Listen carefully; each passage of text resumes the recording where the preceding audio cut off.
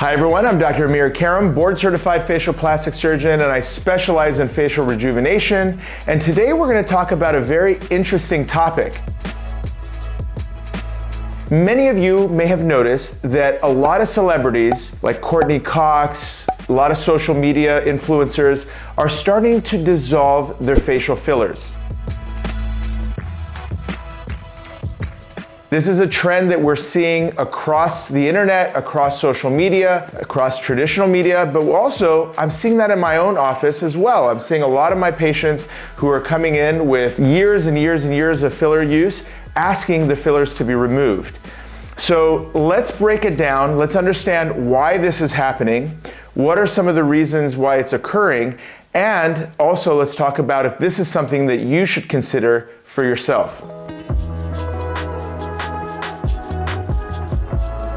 Let's put this into perspective. Fillers have, for the last 10 to 20 years, have been on a gradual but very steady rise. Every year, 10 to 15% increase in the number of fillers that are being performed. Starting 2020, we've noticed that trend turning around. It's starting to decrease. So this is in line with what we're seeing socially, that people are starting to realize that fillers may not be the fountain of youth that we've always expected them to be. And sometimes it takes that type of trial and error to realize that. But what are the specific things that we're noticing in people and ourselves that is leading to so many people wanting to dissolve their fillers at this point? So let's break it down. So number one, when you have too much filler, and that's the culprit at the end of the day, it's too much filler, what you end up starting to see is there's an unnatural proportion to the face. So this lack of naturalness, that's just something that a lot of people start to notice in themselves, friends start noticing in their friends, spouses started noticing in their spouses, that suddenly the person no longer looks like themselves, and quite frankly, stops looking really human too, because human faces have natural proportions. And when you start putting fillers in areas where fillers and volume should not be, you start to ruin those proportions, and as a result start looking unnatural. When you see them, it's kind of like the bad facelifts of the old days, when you start to see people looking pulled and tight and you assume they've had work done. Well, now we have a different problem, and that's the pillow face or puffy face outcomes from too much filler, leading to an unnatural look. The second reason is that too much filler in the wrong places leads to an older look. In fact, Courtney Cox was mentioning that she in fact felt that she was starting to not only look different, unnatural, but also she started to look older. And that is something that we've talked about on this channel as well, that filler misuse can lead to an aged appearance, not a younger appearance, which is fundamentally what we all want. We want to look like a younger version of ourselves, and that's why we're gravitating towards these procedures. But when they're used to correct problems that are related to laxity and sagging, you're forced as an injector to think of it as adding a bunch of volume up top in the upper part of the face to try to lift the face. You are trying to add volume down to the lower part of the face to mask the deformities that are occurring as a result of jowling. And when you look at these people, what you see is that they become wide up top and they become wide down below. And remember, the young face is shaped like a heart or an upside down triangle. And when you age, the face starts to come down as the soft tissues are moving downward, so you naturally become heavy down below.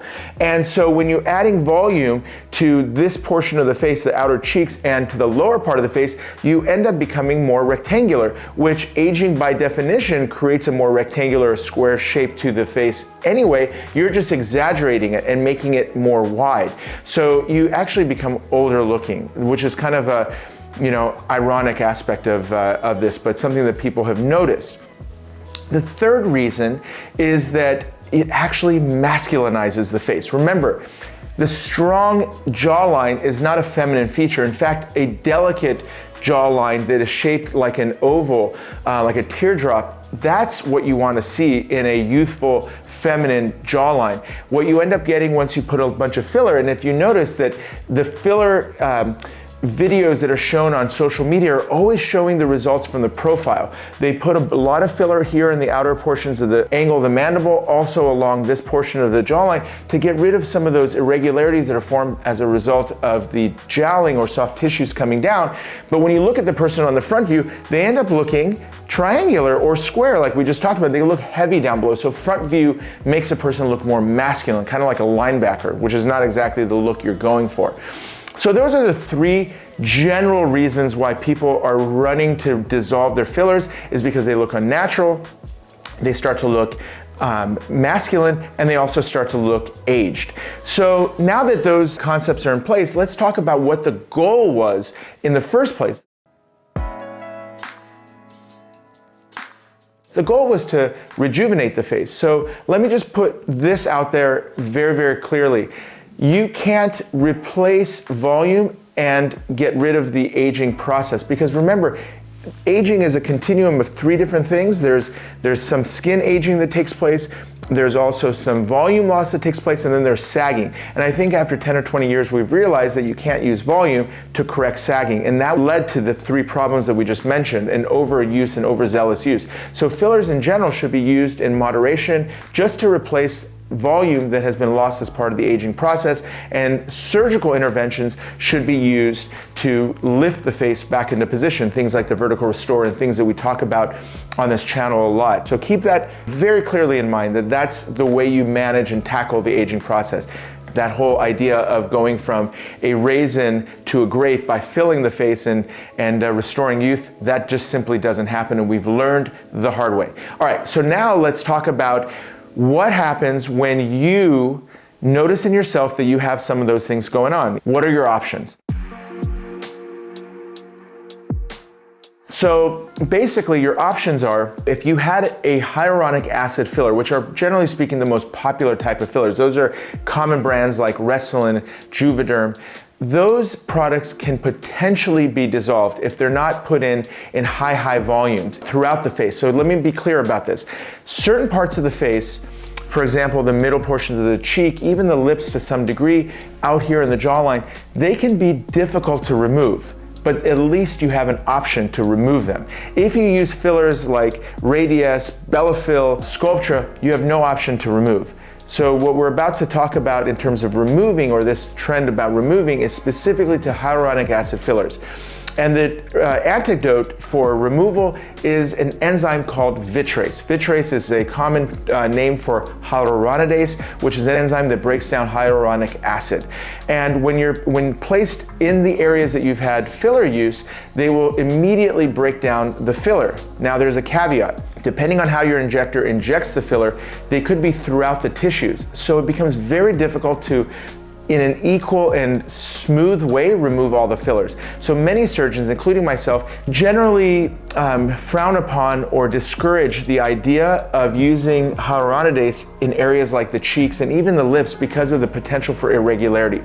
Areas, for example, under the eyes, to treat the Tyndall effect or that puffiness that we get under the eyes from too much filler, that is generally speaking okay to use, but be very careful that in the middle portions of the face where the fillers are put into multiple different areas, you could run into problems of irregularity.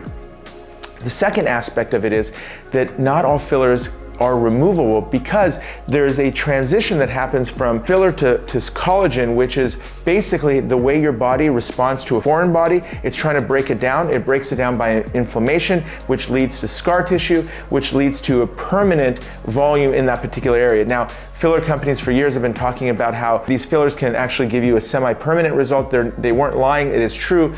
The unfortunate thing is, if you're not happy with the way it looks, sometimes you can't get rid of all of it because now it's transitioned into scar tissue. And that happens with people that have been using it for 10, 15, 20 years and repetitively using it. The tissues become hardened by scar and you can't remove it with hyaluronidase. Remember, just by removing it, you're probably still not going to be happy with the overall look, because if you have laxity, you're going to end up wanting to correct the laxity. And so if you're watching this, remember, it's best to use a little bit. If you start to see issues concerning the three indications or reasons why you should remove, consider it, but be aware of the caveats involved in it. So take-home message, fillers are meant to be used in small amounts and not used for lifting the face. And if you do, you have some options to correct them, but be careful with them. This is good information. This is probably something that I think is long overdue. I think as a community, we need to share this information, help our friends and family learn what they need to do, and also, more importantly, prevent them from going down this road that could lead to some disappointing potential outcomes and difficult to treat problems. So guys, I hope you enjoyed this video. If you haven't already, hit subscribe, follow along. I put out videos like this once or twice a week, which will give you a great opportunity to kind of navigate through this very confusing maze of facial rejuvenation and cosmetic surgery procedures. We talk about skin, we talk about anti-aging approaches, so a lot of good stuff out there. And if you liked it, hit like, and if you have any questions or comments, drop them in the comments below. I'll do my best to answer them, but I will definitely read them. Thank you so much for your attention. It's a pleasure. Dr. Amir Karam.